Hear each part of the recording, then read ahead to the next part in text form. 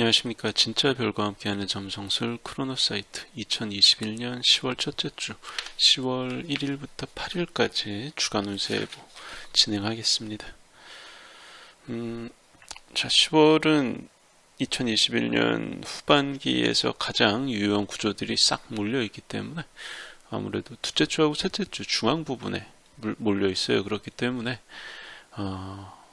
꽤나 많은 사람들이 일상의 정기를 맞이하기 쉽습니다. 첫째 주에는 둘째 주하고 셋째 주 정도는 아니지만 중요한 구조가 하나 있어요. 그리고 아쉽게도 그게 그렇게 좋은 게 아닙니다. 태양이 BCG드 흉성 인클로저죠. BCG드 되는 게 9월 30일부터 10월 8일까지예요. 자, 9월 30일 오전에 보병궁 6도 토성하고 태양이 삼각을 이루죠. 천칭궁 7도, 6도에서 7도를 가면서 태양이 삼각을 이뤘다가 10월 8일에는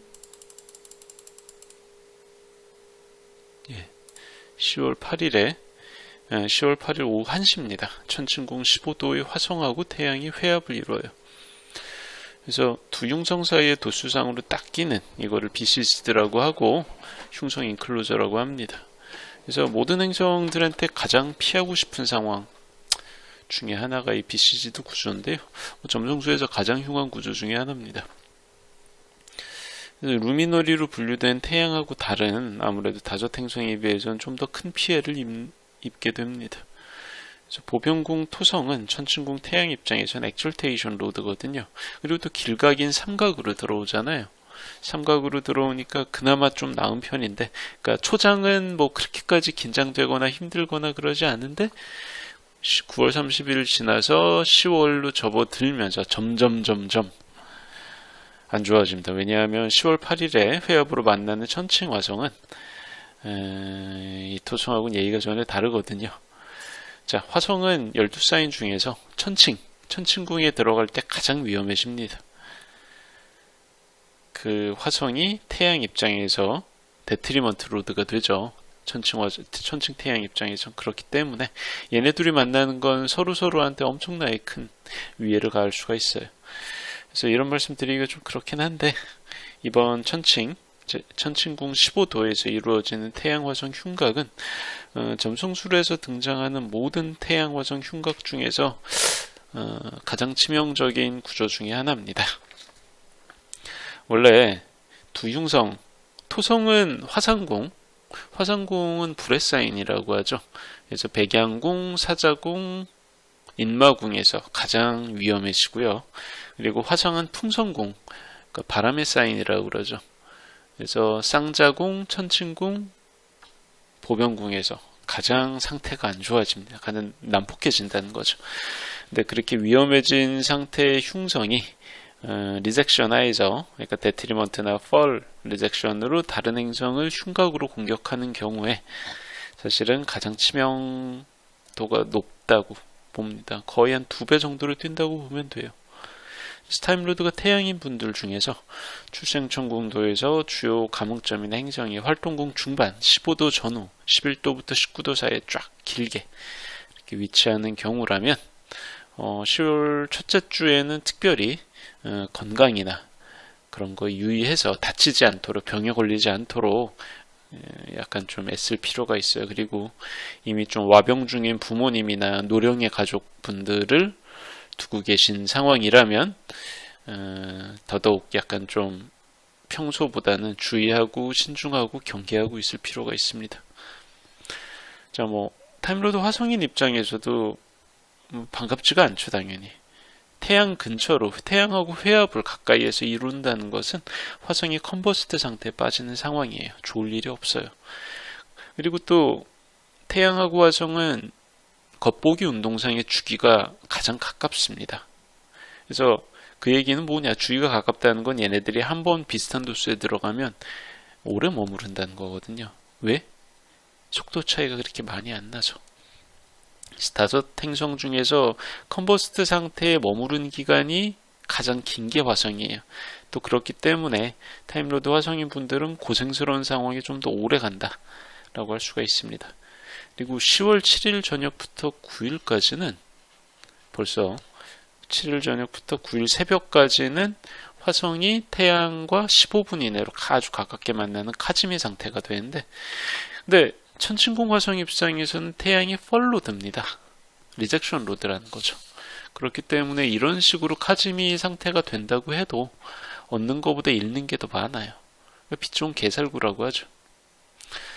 그러니까 겉으로는 태양이 들어와서 화려하고 그럴 것 같아 보이지만 속으로는 남는 게 하나도 없어. 되게 속이 쓰린 헐빈한 그런 상황이 되는 겁니다. 안 그래도 태양하고 화성 조합이 상성이 안 좋아요. 둘 다 남성의 행성인데 하나는 낮의 행성, 하나는 밤의 행성이에요. 워낙 비슷한 게 별로 없습니다. 따지고 들면. 그러다 보니까 얘네들이 흉각으로 만나면 서로 원수처럼 피해만 주는 경우가 많은데, 천칭궁에서 둘이 직접 회합으로 만난다? 이거는 서로한테 치명적일 수 있어요. 근데 이번 10월 첫째 주에 만나는 태양하고 화성이 딱 그 꼴입니다. 토성이라고 해서 강 건너 불구경하면서 띵가띵가 놀 수 있는 입장이냐? 또 그렇지도 않아요. 보병궁 토성 입장에서 태양은 데트리먼트 로드예요. 리젝션 로드니까 편치가 않습니다. 그리고 또 천칭궁 화성은 워낙 흉폭하기 때문에 삼각으로 만나도 위험해요. 위협이 됩니다. 그래서 9월 26일에 화성하고 토성이 삼각을 이루고 9월 30일에 태양하고 삼각을 이룹니다. 그래서 이 4, 5일 동안에 불에 댄 것처럼 뜨거운, 그러니까 화상을 입을 것과 같은 그런 느낌이 타임로드 토성인 분들한테도 지속이 될 수가 있어요. 그러니까 태양, 화성, 토성 모두에게 살떨리는 기간이라고 할 수가 있습니다. 특히 타임로드가 태양인 분들은 정신 똑바로 차리고 안팎을 주시하고 있을 필요가 있어요. 자, 그리고 10월 1일에 수성하고 명왕성이 사각을 이루고 바로 다음 날인 2일에 수성이 스피카랑 회합을 맺습니다. 이거 어디에서 많이 들어봤죠.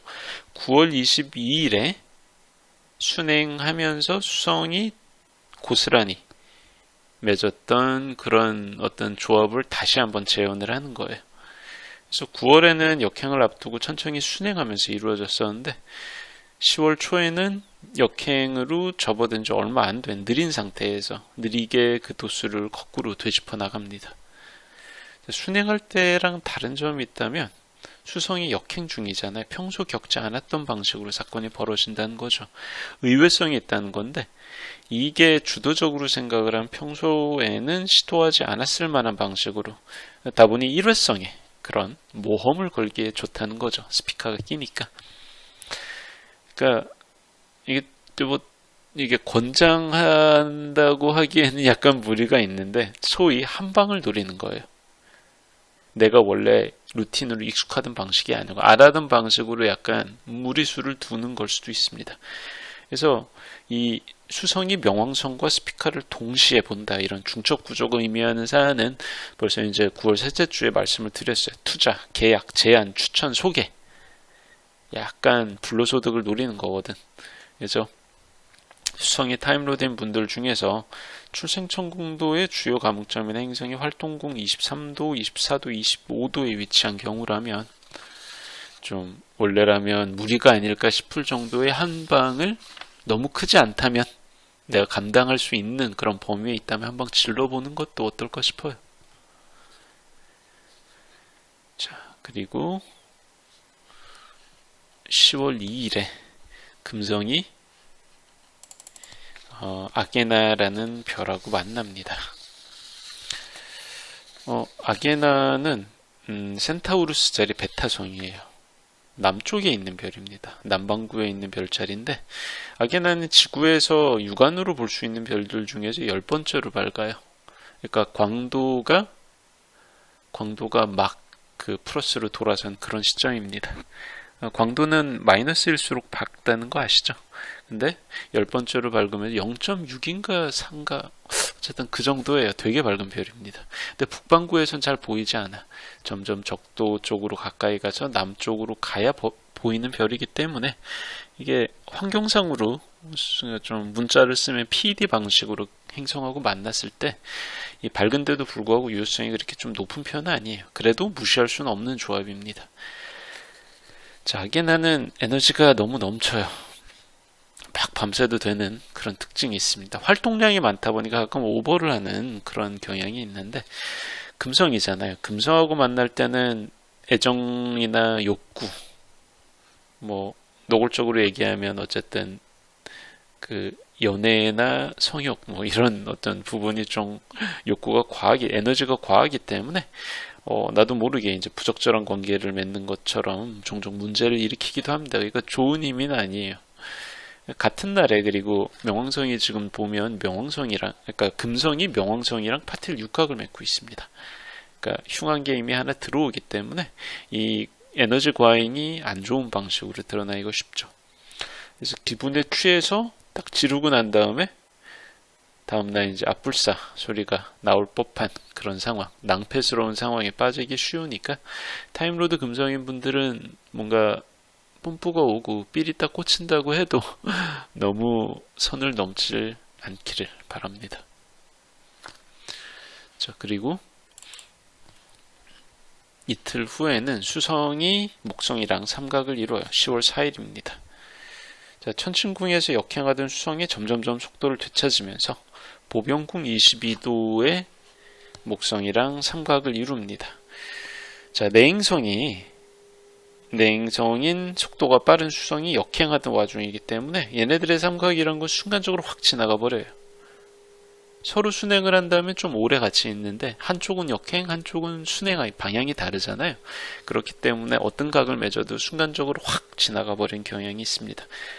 그래서 수성 목성의 각이라는 게 결국에는 뭐 거래나 계약을 의미하는데, 평소라면 숙고가 필요할 만한 거래나 계약을 번갯불에 콩 구워 먹다 확 진행해 버리는 경향이 있어요. 그러니까 앞뒤 상황을 감안하면 근데 결과가 나쁘지 않을 확률이 높아요. 삼각이다 보니까. 특히 수성 입장에선 그렇습니다. 그래서 불필요한 신중함 때문에 평소에는 뭐 이런 거 손대면 나중에 이제 큰 코 다치지, 이런 식으로 약간 좀 방어적으로 보냈던, 취하지 않고 흘려 보냈을 법한 그런 기회를 이번에는 잡을 수 있을 확률이 높다는 겁니다. 그래서 타임로드가 수성이나 목성인 분들, 특히 수성인 분들은 3일 저녁부터 4일 오전 사이에 예정에 없던 거래나 계약 기회가 생긴다면 그저 넘기지 말고 한 번쯤 고려해 보는 것도 나쁘지 않을 것 같아요. 자, 그렇습니다. 이런저런 다른 구조들이 있지만 가장 파워풀하고 임팩트 있는 게 1월 첫째 주 전체를 지배하는 태양의 BCZ이기 때문에, 자, 태양이 타임로드인 분들은 아무래도 평소보다 좀 더 큰, 좀 더 특별한 주의가 필요한 그런 기간이 아닌가 싶어요. 자, 크로노사이트 주간 운세 예보 2021년 10월 첫째 주 이야기 여기까지 하겠습니다. 감사합니다.